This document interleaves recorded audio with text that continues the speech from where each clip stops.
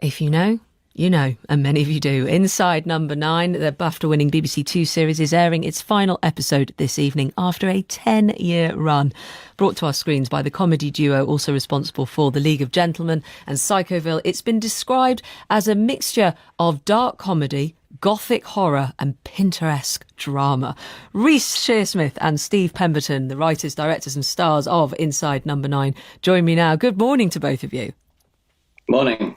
Good morning. Good morning. Thank you so much for being here. How do you feel, Reece? I'll come to you first, about this being the end. Well, we've sort of felt like it's been prepared for a while now, because we filmed them and finished filming them in February. So, and then the TX of the episodes as they've gone out week by week, that's been sort of, we've been clinging on to the existence of them for a while. But tonight, when the last episode airs, it really will feel like the end, because there is no more to show the public. So that will feel a very strange moment, I think.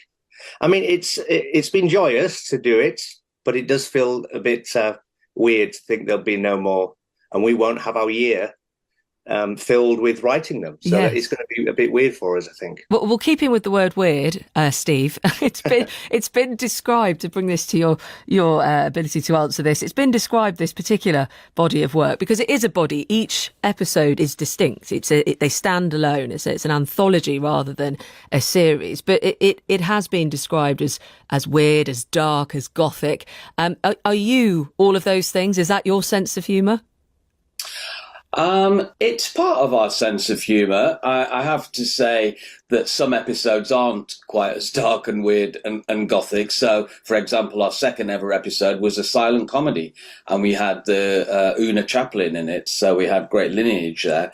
The point about Inside Number 9 for us when we started was to make these sort of handbrake turns week on week. So you might get a laugh out loud farcical comedy, followed by a dark psychological thriller, followed by an out-and-out gothic horror. And I think all of those different influences that we had from loving television growing up and loving anthology shows such as Tales of the Unexpected, as well as sitcoms and the works of Victoria Wood, it's all mashed up in what we write, and we've loved having the freedom to explore different themes every week. It's just interesting you bring up sitcoms there. I don't know if you saw this, but the BBC director of comedy commissioning has talked about the need to save sitcoms, and that it is in need for that. It's sort of a black coffee with 2 sugars, I think he said it needed. What do you think's gone on there, Steve, that's the call by the head of comedy at the BBC? Well, I mean, I think, we're of an age, Reece and I, where we grew up with, limited channels, and you had lots of studio sitcoms, and you watched what was on. And now we're in a world where there's so much more viewer choice, and people have loved exploring sort of slightly darker themes. And the studio traditional family sitcom that gets the whole family watching together has fallen out of favour to some degree. So it's absolutely right that he should make that a rallying cry, and it's up to the likes of us to think, right, shall we turn our minds to that next? I'm not saying we are doing. Well, am I getting a scoop here? Is that what's next? You're going to save the sitcom, Steve? Well, John did take us out to lunch, and he did make his pitch. We don't know what we're John being the head of comedy here, for those not in the know, here at the BBC. Sorry, carry on. Yes, he did make his pitch, and I think I was in a show on ITV called Benidorm, which was a mass sort of big hit show that all the family watched, and I think there's definitely a place for that, and it has fallen out of favour, so that's why they're having this big push. But we don't know what we're going to do next. We're going to take a little break. Reece, for you, I mean, it's interesting what Steve picked up on there. I know not every episode has been dark, but what audiences are going towards. What do you think it says about us as humans, as people, that we are gravitating towards the dark?